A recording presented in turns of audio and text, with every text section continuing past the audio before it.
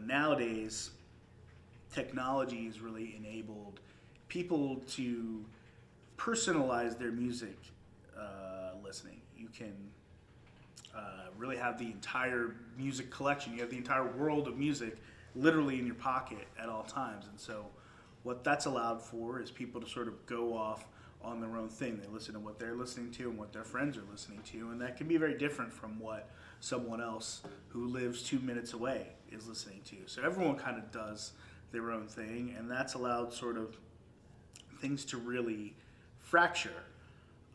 There's no one place that everyone really goes to listen to any kind of music, rock music or any kind of music. So while there are a lot of great rock bands now, and there are a lot of people really making interesting rock music, it's a lot harder to get that music noticed on the kind of scale that you used to be in the 80s and 90s, where Nirvana can come out and dethrone Michael Jackson on the pop charts within a week because the whole country can hear it.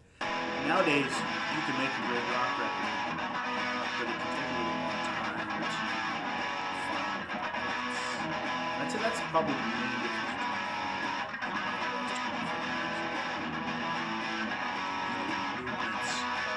Are much smaller. What made you start to play music? I always just kind of wanted to play music ever since I can remember.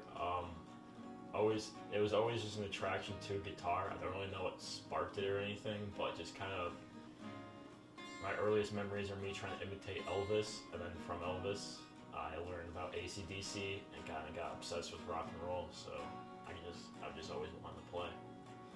So why rock music over any other kind of music? Well, as I said, I got super into AC/DC. I love TNT, Thunderstruck, Back in Black, and I liked playing the guitar for it. Pop music, it's never really hit home to me. Like, there's some emotional pop songs, but they've never really struck a chord with me for something I'd want to do or even really listen to too much. So it's just kind of always been rock. Is there a musician you inspire from? Yeah, I think Slash, big time, is probably my favorite. He's kind of a rock god to me. Jimmy Page for sure too, and probably Clapton as well. I'm not into the super hardcore heavy metal kind of stuff, but the bluesy kind of hard rock, I like to play the blues. So what's your goal when it comes to rock? Just to make music that help people and affect people and that actually matters to people. And if rock wasn't a thing relevant in the future, would you still want to play guitar? Yeah, I don't think I'll ever want to stop playing guitar. Rock music isn't really mainstream right now as it is anyway, but I still want to play. So when did you see Nick start to enjoy rock music? Oh, when he was just a lad.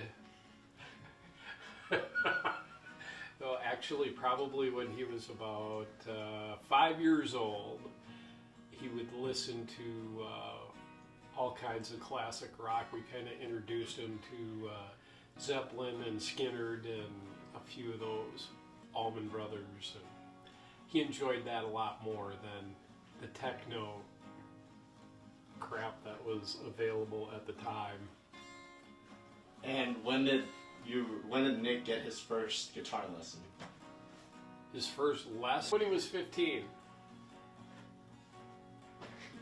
And how would you say he's progressed over the years of playing?